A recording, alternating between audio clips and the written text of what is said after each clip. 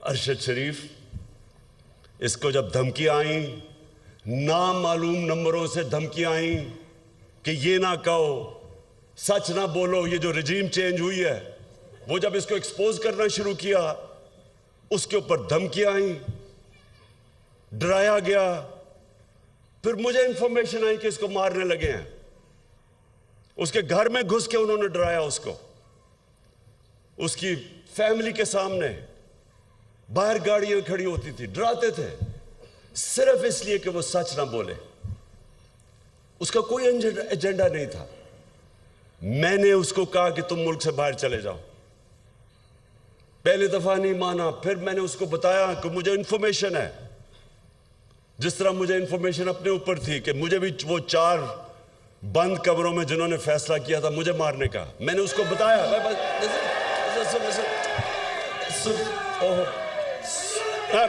बस बस बस देखे, तो वो जब मुल्क छोड़ के गया,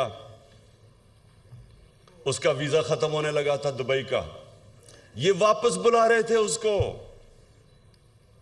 कोई इसलिए नहीं कि कोई जुर्म किया है उसने, इसलिए कि वो सच ना बोले, उसको वापस बुला रहे थे।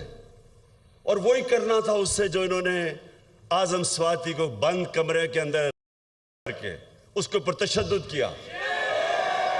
शहबाज गिल से किया इन्होंने, जमील फारूकी एक रिपोर्टर जर्नलिस्ट, उसको इन्होंने किया। सीनियर सहाफी, वो मुल्क छोड़ के भाग गया, साबिर शाकर, उसको धमकियां दी। ये वो लोग हैं, एयाज अमीर, इस कौम उसको 30 साल से जानती है, रिस्पेक्टेड जर्नलिस्ट, उनके पीछे पड़ गए कि किसी तरह डरा के इनको धमकाएं और खौफजदा करें।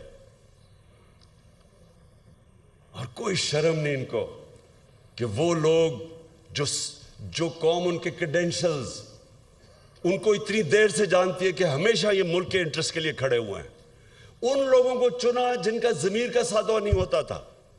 जिनके जमीर के सौदे हुए वो तो सब आज आप टीवी के ऊपर देखें, सारे गुण गा रहे हैं उन लोगों के जो 30 साल से सर्टिफाइड चोर ऊपर बैठ गए, आके अपने करप्शन के केसेस खत्म करके मुल्क को तबाही की तरफ ले गए। उनके खिलाफ कोई बात करे, ये सारे नामालूम अफराद आके डराते हैं, धमकाते हैं। तो मैं आज अरशद शरीफ, और देखें हम ऐसे हर किसी देते हैं, हर कोई शहीद नहीं है। मेरी नजर में शहीद वो है जो पता होते हुए कि मेरी जान खतरे में है, वो जब अपने मुल्क की हिफाजत करता है बॉर्डर्स पे, वो शहीद होता है। वो सिपाही शहीद होता है, वो फौजी शहीद होता है, वो पुलिस वाला शहीद होता है।